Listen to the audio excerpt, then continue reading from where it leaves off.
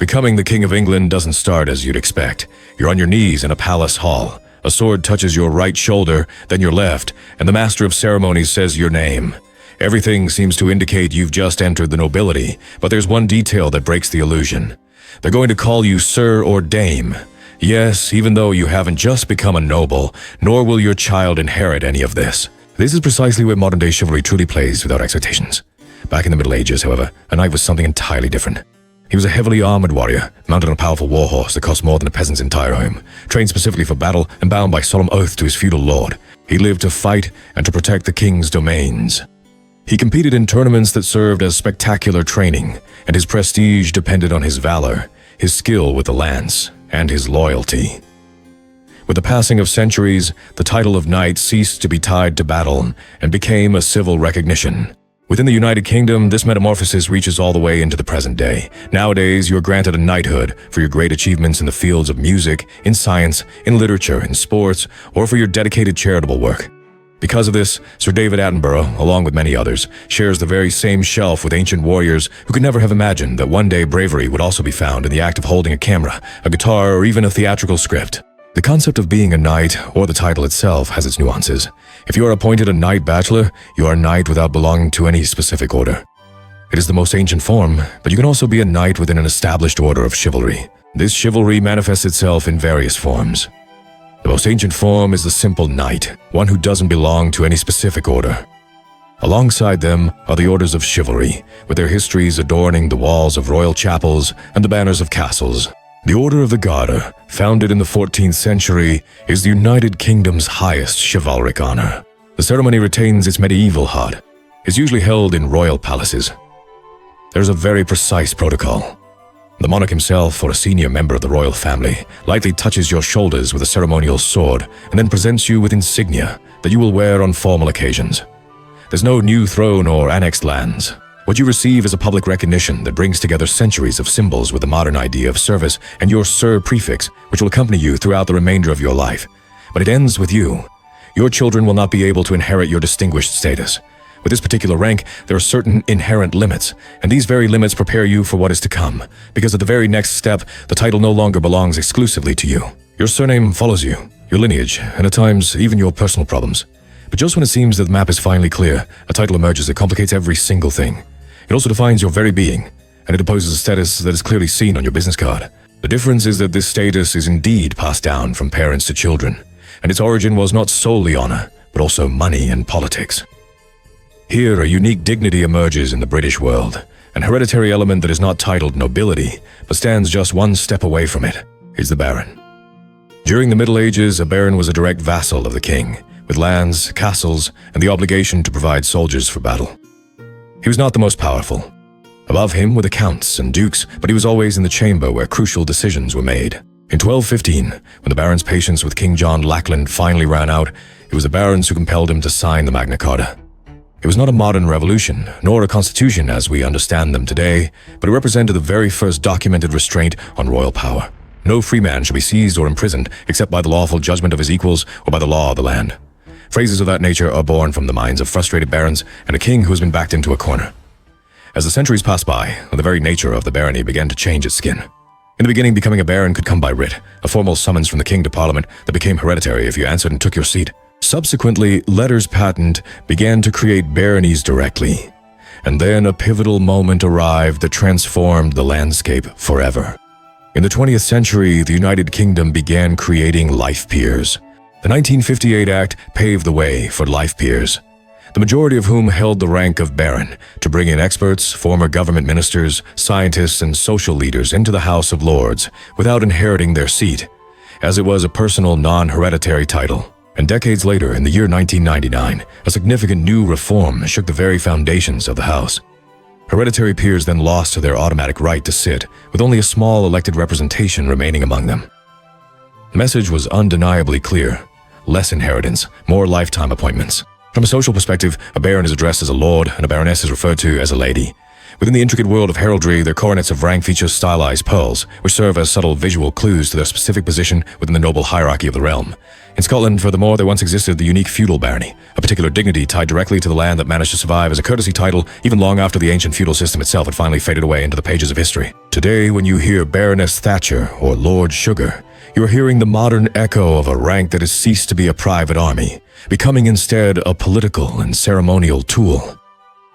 And yet it still holds the scent of primal power. Land, council, war. The next tier of the nobility holds another historical surprise. The Viscount was born an aide and ended up with his own status. It ranks above the Baron, yet below the Count, and its history began with a very specific duty. This particular title is not meant to be permanent, but it is employed as long as the Viscount's specific role remains active.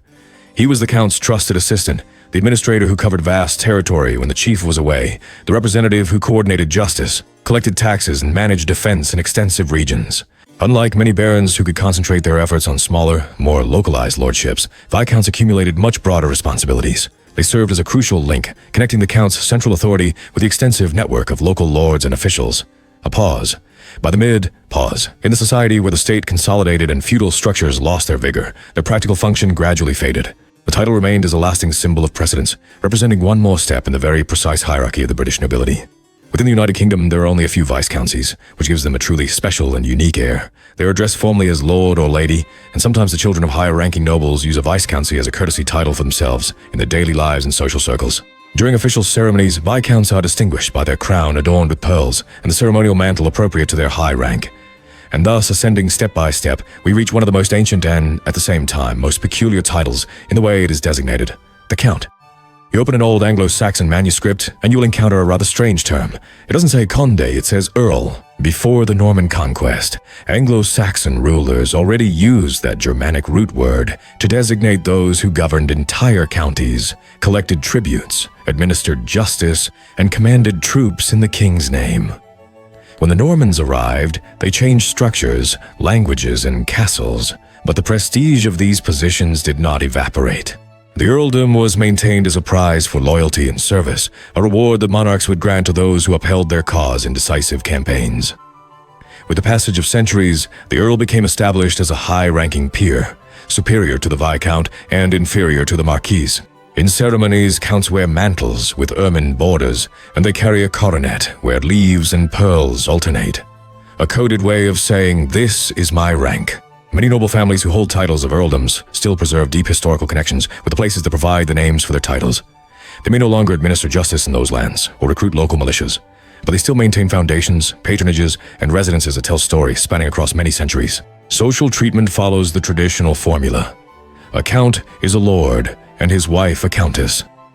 If the count managed the territory's core, the next rank emerged, facing the tense borders. The marquis. Imagine a fortress in a march, a borderland exposed to raids from Scotland or Wales.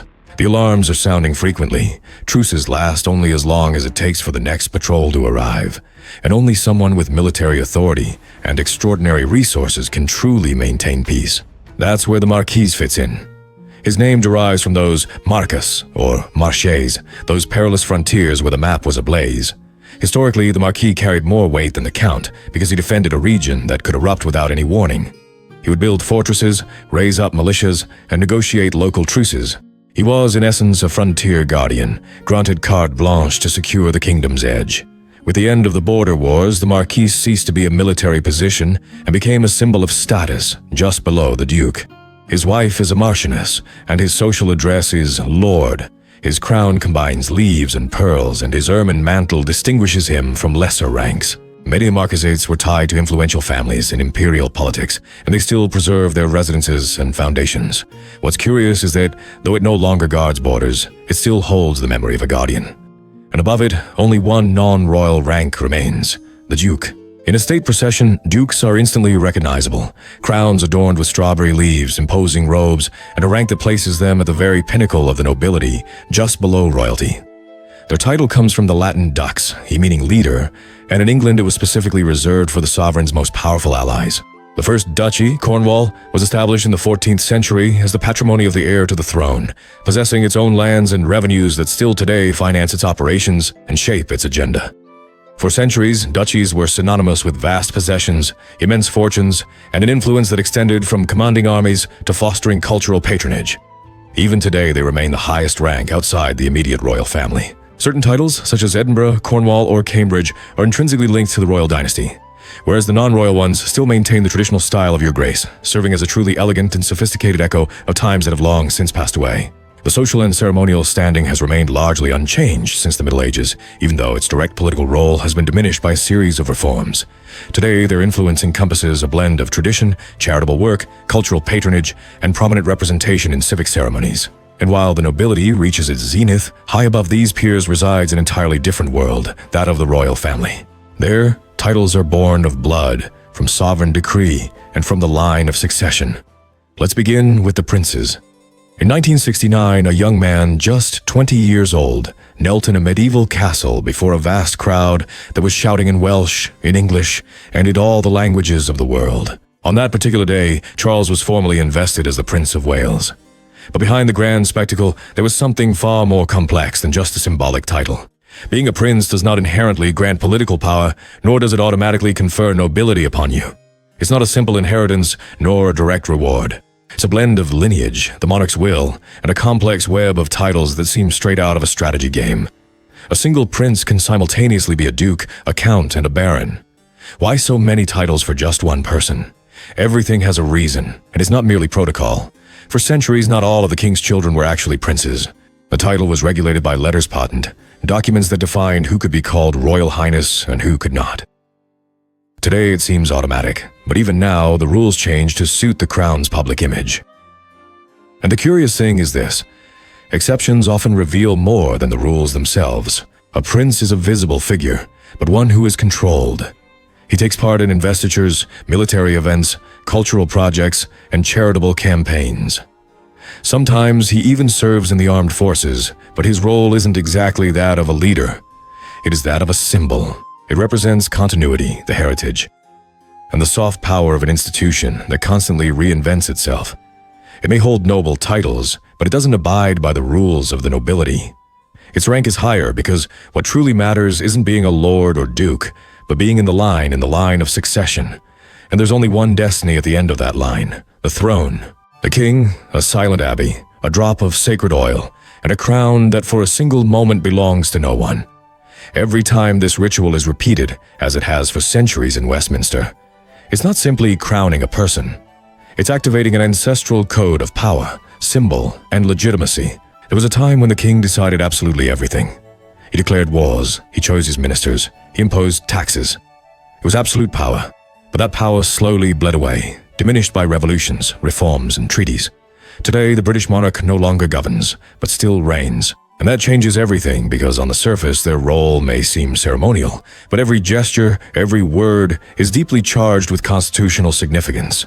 When they inaugurate Parliament, they're not just reading a simple speech, they are announcing the political roadmap for an entire nation. When they approve a law, even if it appears to be an automatic step, without that signature, the process simply cannot be finalized.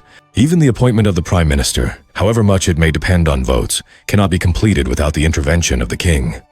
And then there's the international stage. In diplomacy, the monarch is the fixed face of a constantly changing country. He receives presidents, visits allied nations, and maintains relationships that are more lasting than any government. He doesn't speak about politics, but everything he does is purely symbolic politics. There are also two significant connections that reveal the invisible weight of the position. First, the military aspect. He is the head of the armed forces, not to lead them into battle, but to preside over rituals that serve to strengthen unity. Secondly, his religious role. He is the supreme governor of the Church of England, a connection that originated from the break with Rome, and which still defines the relationship between faith and state. None of this is improvised. Every single day is meticulously designed.